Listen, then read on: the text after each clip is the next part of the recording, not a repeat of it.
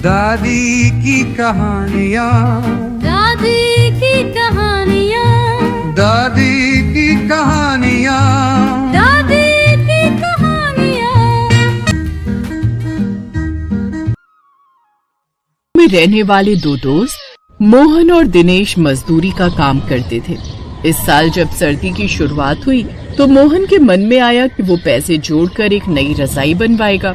ये बात उसके मन में काफी दिनों से चल रही थी और फिर एक शाम जब वो दिनेश के साथ मजदूरी करके लौट रहा था तो उसने एक रजाई बनाने वाले की दुकान देखी और रुक गया। क्या हुआ, तू चलते चलते रुक क्यों गया? अरे वो काफी समय से सोच रहा था कि इस साल सर्दी में नई रजाई बनवा लूं। तू तो जानता ही है कि एक रजाई थी जो मैं, मीना और बच्चे ओढ़ते थे। अब वो रजाई पूरी तरह से फट गई। बच्चे ठंड में ठिठुरते हैं, देखा नहीं जाता। सोच रहा हूँ इस साल एक नई रजाई बनवा लूं। कम से कम एक रजाई होगी तो ठंड से तो बच जाएंगे। इसीलिए पैसे जोड़ रहा हूँ। रजाई वाले से बात करता हूँ कि कितने की बनेगी। हाँ चल पूछ लेते हैं, एक मैं भी बनवा लूंगा। मोहन ने रजाई वाले से दाम पूछे और खुशी खुशी घर आ गया। और एक दिन जब पैसे जुड़ गए तो दोनों दोस्त अपने अपने परिवार के लिए एक एक नई रजाई खरीद लाए। मोहन के बच्चे बहुत खुश थे क्योंकि इतनी ठंड में पहले वो बिना रजाई के ठंड में सो रहे थे। बापू ये रजाई तो बहुत गर्म है, इसमें तो हमें ठंड भी नहीं लग रही। हमें रात को बहुत ठंड लगती थी, अब हम इस रजाई में सोएंगे तो हमें ठंड भी नहीं लगेगी। हाँ बापू, ये रजाई बहुत अच्छी है, कितनी मुलायम है। पहले तो हमारे पास रजाई थी पर वो कितनी फटी हुई थी बापू, उसमें बहुत ठंड लगती थी। उसमें से तो ठंडी ठंडी हवा भी आती थी। अब इसमें बिल्कुल भी ठंडी हवा नहीं आएगी मेरे बच्चों। तुम दोनों खुश हो ये देखकर मुझे बहुत अच्छा लग रहा है। सुना है इस पर ठंड देर से पड़ रही है पर बहुत कड़ाके की होगी, बहुत ठंड होगी। इस बार बच्चों को ठंड में नहीं रहना पड़ेगा, रजाई में इनकी ठंड पूरी तरह से रुक जाएगी। वो एक नई रजाई मोहन और उसके परिवार के लिए बहुत खुशियां लेकर आई थी। इधर दिनेश ने भी नई रजाई ले तो ली थी पर उसे संतुष्टि नहीं मिली थी। दिनेश लालची था तो उसका मन कभी भरता ही नहीं था। दिनेश के दिमाग में कुछ चल रहा था। वो अचानक से उठा और सीधा मोहन के घर पहुंच गया। दिनेश जानता था कि मोहन और उसका परिवार उस दिन घर पर नहीं है। दिनेश ने मौका देखकर मोहन के घर से वो नई रजाई चुरा ली। कुछ समय बाद मोहन जब घर लौटा तो उसने घर की खिड़की खुली हुई देखी। सब सामान अपनी जगह पर रखा हुआ था, बस उसकी नई रजाई गायब थी। मोहन हैरान हो गया। हे भगवान, ऐसे रजाई कहाँ गायब हो गई? पूरे घर में ढूंढ लिया, कहीं भी रजाई नहीं है। जाते समय खिड़की खुली छोड़ गए हम, क्या भरोसा कौन चोर चुरा कर ले गया। अरे मीना, अगर चोर घर में घुसता तो रजाई के साथ और सामान जो रखा है वो भी तो चुराता। इतने पैसे जोड़कर मैंने रजाई बनवाई थी कि सर्दी बच्चों को ठंड से बचा लेंगे। अब तो मुझे कितने ही दिन पैसे कमाने में लग जाएंगे। उस रात ठंड बहुत ज्यादा थी। मोहन ये सब सहन नहीं कर पा रहा था। वो आंगन में आकर बैठ गया और फूट फूट कर रोने लगा। क्या करूं, इतने पैसे कहां से लाऊंगा? नई रजाई खरीदने के लिए बहुत पैसों की जरूरत है। आसमान के रास्ते दो परियां गुजर रही थीं। वो दोनों धरती की सर्दी का आनंद उठाने के लिए परीलोक से धरती पर घूमने निकली। उन्होंने मोहन को रोते हुए देखा तो उनका मन भर आया और वो धरती पर उतर आई। उन्होंने मोहन से रोने का कारण पूछा। सर्दी की इतनी कपकपाती रात में पूरा गांव गहरी नींद में सो रहा है और तुम यहाँ बैठकर रो रहे हो, क्या हुआ? क्या तुम्हें कोई परेशानी है? हमसे कहो, हम तुम्हारी दुविधा को जरूर दूर कर देंगे। हम दोनों परियां हैं। मेरा नाम है नीली परी और ये है लाल परी। हम अपनी जादुई शक्ति से किसी की भी परेशानी को दूर कर सकते हैं। वैसे क्या नाम है तुम्हारा? मेरा नाम मोहन है। मैंने पैसे जोड़कर एक नई रजाई बनवाई थी पर मेरे घर में मेरी रजाई गायब हो गई। न जाने कहाँ खो गई। मेरे बच्चे और पत्नी ठंड में जमीन पर बिना रजाई के सो रहे हैं। उन्हें ठंड में ऐसे सोया देखकर मुझे नींद भला कहाँ आने वाली है। इसीलिए मैं बहुत परेशान हूँ। बस इतनी सी बात। हम अभी अपनी जादुई छड़ी से तुम्हें रजाई दे देते हैं। हमें लगता है फिर तुम्हारी परेशानी दूर हो जाएगी। हाँ, फिर मुझे कोई परेशानी नहीं होगी। जादुई छड़ी घूम जा, सोने की रजाई सामने ला। नीली परी जैसे ही जादुई छड़ी घुमाती है तभी वहाँ पर एक सोने की रजाई आ जाती है। ये सब देखकर मोहन चौंक जाता है। ये लो मोहन, सोने की रजाई। अब तो तुम्हारी परेशानी दूर हो गई ना? हमने तुम्हें सोने की रजाई दे दी। नहीं नहीं, मुझे सोने की रजाई नहीं चाहिए। मेरी रजाई तो बहुत साधारण थी जो ठंड को रोकती थी। ये सोने की रजाई मेरी ठंड नहीं रोक सकती। ये तो बहुत कीमती भी है। मैंने तो 1200 रुपए की रुई की रजाई बनवाई थी। आप मुझे वो रुई की रजाई दे दो। ये रजाई आप वापस ले लो। मोहन की बातें सुनकर दोनों परियां मुस्कुराने लगीं। वो देख रही थी कि मोहन कितना ईमानदार होने के साथ साथ कितना भोला भाला भी है। मोहन की जगह कोई और होता तो सोने की रजाई देखकर मन में लालच ले आता और उस सोने से न जाने कितनी रजाई खरीद लेता, पर मोहन ने ऐसा नहीं किया। मोहन की इसी बात को देखते हुए परियों ने वो सोने की रजाई मोहन को उपहार में दे दी। मोहन, तुम बहुत ईमानदार हो, इसलिए हम तुम्हें ये ईमानदारी का इनाम दे रहे हैं। ये सोने की रजाई आज से तुम्हारी है। इस सोने की रजाई को बेचकर तुम नया व्यापार शुरू कर सकते हो और धनराशि से बहुत सी गर्म रजाई और गर्म कपड़े भी खरीद सकते हो। तुम्हारी ठंड भी दूर हो जाएगी।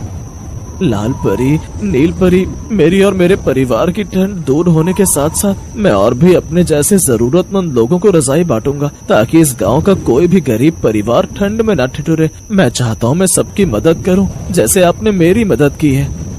मोहन, तुम्हारी इसी अच्छे स्वभाव को देखते हुए ही हमने तुम्हारी मदद की है। ये लो, सोने की रजाई को बेचकर अपने साथ साथ और भी परिवारों के जीवन में खुशियाँ ले आओ। मोहन को सोने की रजाई देकर लाल परी और नीली परी लोग वापस उड़ जाती हैं। सोने की रजाई देखकर मीना और बच्चे भी बहुत खुश होते हैं। अगले दिन मोहन शहर जाकर सोने की रजाई को बेच देता है और जो पैसे मिलते हैं उनसे वो अपने जीवन में तो खुशियाँ लाता ही है, साथ ही साथ वो गांव के और भी गरीब परिवारों के जीवन को खुशहाल बना देता है। अगर आपको दादी की कहानियाँ चैनल की कहानी पसंद आए तो इसे लाइक, शेयर और चैनल को सब्सक्राइब जरूर कीजिएगा। गोपाल अपनी माँ शांता, पत्नी दीपा और बेटी रिंकी के साथ एक गांव में रहता था। पहले तो गोपाल के पास काफी जमीन थी और खेती का काम भी अच्छे से चल रहा था, पर माँ की बीमारी के चलते धीरे धीरे उसकी सारी जमीन बिक जाती है और अब गोपाल के पास खेती के लिए जमीन भी कम हो जाती है। उसका परिवार पहले से ही गरीब था, पर अब उसकी हालत और भी खराब हो जाती है। घर की जरूरतों को पूरा करने और माँ के इलाज के लिए गोपाल ने गांव के जमींदार से पैसे उधार लिए थे। गोपाल के पास कुछ खेती की जमीन तो बची है, उस पर इतना अनाज नहीं हो पाता कि उसका गुजारा चल सके।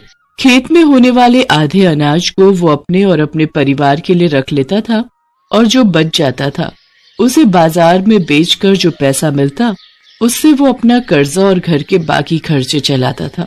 पर अब तो खेती आधा रह गया था तो उससे होने वाला अनाज भी आधा हो गया। कर्ज के पैसे चुकाने में भी बड़ी मुश्किल हो रही थी और साथ साथ घर खर्च के लिए भी पैसे नहीं बच रहे थे। एक दिन जमींदार गोपाल को अपने पास बुलाता है और कहता है, गोपाल, कर्ज की रकम कब चुकाएगा? मालिक, आपको तो पता है ना मेरी हालत के बारे में। मैंने क्या तेरा ठेका ले रखा है? मुझे मेरे पैसों से मतलब है। कब देगा ये बता। मालिक, अभी तो नहीं है मेरे पास, पर जैसे ही फसल बिकती है सबसे पहले आपके पैसे देने की कोशिश करता हूँ। कोशिश नहीं, मुझे मेरे पैसे चाहिए। मालिक, घर में बीमार बूढ़ी माँ है, माँ के इलाज के लिए पैसे नहीं हो पाते मेरे पास, तो आपको कहाँ से दूं मैं पैसे। ऐसा कहकर गोपाल रोने लगता है। तब जमींदार गुस्से में कहता है, देख गोपाल, मुझे ये मगरमच्छ के आंसू मत दिखा। अगर 2 महीने में तूने मेरे पैसे मुझे नहीं दिए तो मैं तेरा घर और खेत तुझसे छीन लूंगा। पर मालिक, अगर आप हमारा घर ले लोगे तो हम रहेंगे कहाँ? नहीं मालिक, ऐसा मत करिए। ऐसा कहकर गोपाल जमींदार के पैरों में गिर जाता है। मालिक, आप तो देख ही रहे हैं इस बार बारिश कितनी ज्यादा हो रही है, फसलें भी खराब हो रही हैं। कौन खरीदेगा खराब फसलों को? अरे भाई, बारिश ज्यादा हो रही है तो इसमें मेरी क्या गलती है? मैंने कराई है क्या बारिश? चल अब निकल यहाँ से। अब 2 महीने बाद आऊंगा तेरे घर में, तब तक पैसे दे दिए तो ठीक है, वरना अपने रहने के लिए कोई और ठिकाना देख लेना। ऐसा कहकर जमींदार गोपाल को धक्का देता है और गोपाल वहाँ से बिना कुछ बोले रोता हुआ निकल जाता है। अपने पिता को आता देख रिंकी चिल्लाते हुए गोपाल के पास जाती है और कहती है, पापा आप आ गए। वो तुरंत आंसू पोंछ लेता है और कहता है, अरे रिंकी बेटा, तुम क्या कर रही हो यहाँ? आज तुम अपनी सहेली के घर खेलने नहीं गई क्या? बस बाबा जा रही हूँ, आपको देखा तो रुक गई थी। बाबा देखो ना मेरे कपड़े कितने खराब हो गए, और अब तो सर्दियाँ भी आने वाली हैं। इस बार सर्दी से बचने के लिए मेरे लिए अच्छे से कपड़े ले आना। अपनी बेटी की ये बात सुनकर गोपाल डबडबाई आंखों से उसकी तरफ देखता है और कहता है, हाँ रिंकी, बाबा तुम्हारे लिए इस बार सर्दी से बचने के लिए अच्छे कपड़े लेकर आएंगे। वहां खड़ी दीपा गोपाल को देखकर सब समझ जाती है और वो रिंकी से कहती है, अरे रिंकी देखो बाबा भी थक कर आए हैं, तुम जाओ अपने दोस्तों के साथ खेलो, कब से तुमको बुला रहे हैं बेटा। हाँ माँ मैं जा रही हूँ, आती हूँ बाबा थोड़ी देर में। ऐसा कहकर रिंकी वहां से चली जाती है। रिंकी के जाने के बाद दीपा अपने पति गोपाल से पूछती है, क्या हुआ जी, क्यों परेशान दिख रहे हो? जमींदार के पास से होकर आ रहा हूँ।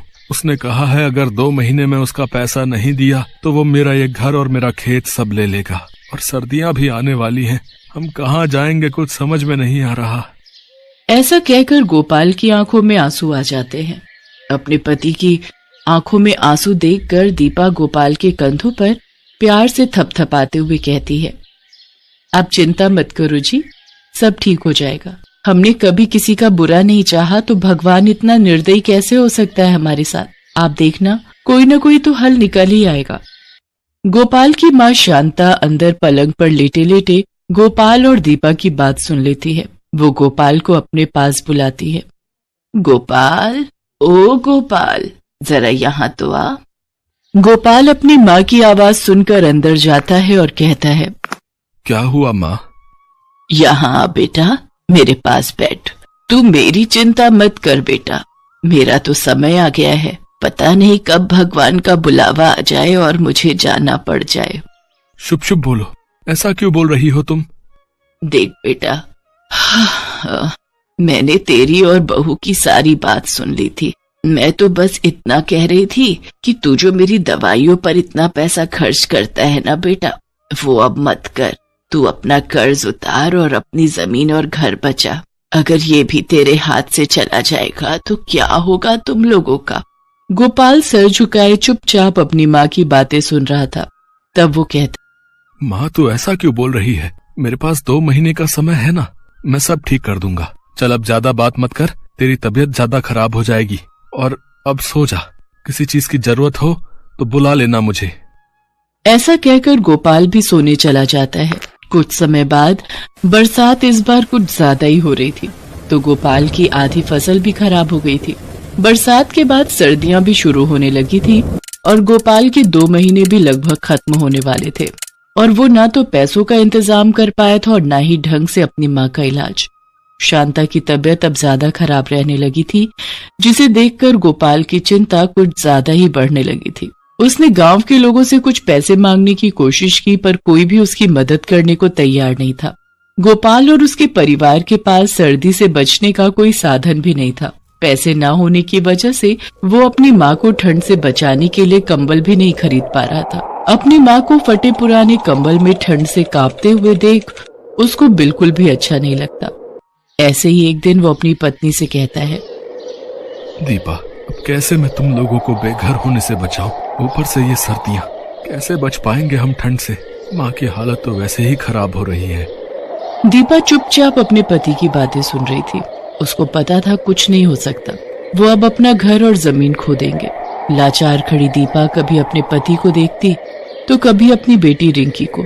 गोपाल भी चुपचाप बैठकर यही सोचता रहता है कि अब वो क्या करेगा जब उसके पास घर और खेती नहीं बचेगा। ऐसे ही दिन गुजरते गए और फिर एक दिन गोपाल के घर जमींदार पहुंच जाता है। जमींदार को वहां देखकर गोपाल को ये समझने में देर नहीं लगती कि उसके और उसके परिवार के साथ क्या होने वाला है। क्यों रे गोपाल, हो गया पैसे का इंतजाम? नहीं मालिक। तुझे पता है ना क्या होगा तेरे साथ अब? गोपाल हाथ जोड़कर जमींदार के पास बैठ जाता है और कहता है, मालिक कुछ दिन का समय और मिल जाता तो अच्छा रहता। इतनी ठंड में कहाँ जाएंगे हम लोग, कुछ तो रहम करो हम पर। जमींदार जोर जोर से हंसने लगता है और कहता है, तुमको अब और समय नहीं मिलेगा। मैंने बोला था ना, अब तो मेरे सामने रोने का नाटक मत कर। ऐसा कहकर जमींदार अपने आदमियों को इशारा करके उसका सामान घर से बाहर फेंकने को कहता है और जमींदार के आदमी गोपाल के घर का सामान बाहर फेंकने लगते हैं। गोपाल की बेटी रिंकी ये सब देखकर डर जाती है और अपनी माँ से लिपटकर जोर जोर से रोने लगती है। ये देखकर गोपाल कहता है, मालिक थोड़ी दया करो मालिक, मुझ गरीब पर दया करो मालिक। मैं अपनी बीमार माँ और छोटी बच्ची को लेकर कहाँ जाऊंगा मैं इतनी ठंड में मालिक। मेरी माँ मर जाएगी मालिक ठंड से, मेरी माँ मर जाएगी मालिक, मेरी माँ ठंड से मर जाएगी, तरस करो हम पर मालिक। पर जमींदार उसकी एक नहीं सुनता और उनका सारा सामान घर से बाहर फेंक देता है। गोपाल और उसकी पत्नी रोते रोते अपना सामान इकट्ठा करने लगते हैं और उसकी बेटी रिंकी दादी के पास बैठकर अपनी छोटी छोटी आंखों से अपने माँ और बाबा को रोता हुआ देखती है। गोपाल अपनी माँ, पत्नी और बेटी के साथ घर के बाहर सड़क पर ही बैठ जाता है।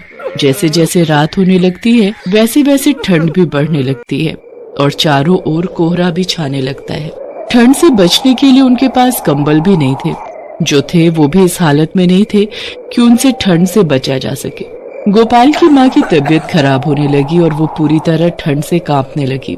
गोपाल अपनी माँ को ठंड से बचाने के लिए आग जलाता है। उसकी माँ को थोड़ा आराम मिलता है। कुछ दिन ऐसे ही बीत गए और शांता ज्यादा दिन ठंड बर्दाश्त नहीं कर सकी और वो इस दुनिया को अलविदा कहकर चली गई। गोपाल पर मानो दुखों का पहाड़ टूट पड़ा हो। उसकी आंखों के सामने उसकी माँ ने दम तोड़ दिया और वो कुछ भी नहीं कर सका। रिंकी भी ठंड की वजह से बीमार रहने लगी थी। अपनी माँ को गोपाल ने खो दिया था, पर वो अपनी बेटी को नहीं खोना चाहता था। वो लोगों के खेतों में काम करने लगा और उसकी पत्नी दीपा भी लोगों के घरों में खाना बनाने और साफ सफाई का काम करने लगी। गोपाल ने गांव के बाहर ही अपने और अपने परिवार के लिए एक छोटा सा कमरा बना लिया था। ठंड से बचने के लिए अब उसके पास एक छत थी और उसकी बेटी रिंकी की तबीयत भी अब धीरे धीरे ठीक हो रही थी। पर गोपाल को अभी भी इस बात का बहुत अफसोस था कि अपनी इस गरीबी और ठंड की वजह से उसने अपनी माँ को खो दिया था। अगर आपको दादी की कहानियाँ चैनल की कहानी पसंद आए तो इसे लाइक, शेयर और चैनल को सब्सक्राइब जरूर कीजिएगा।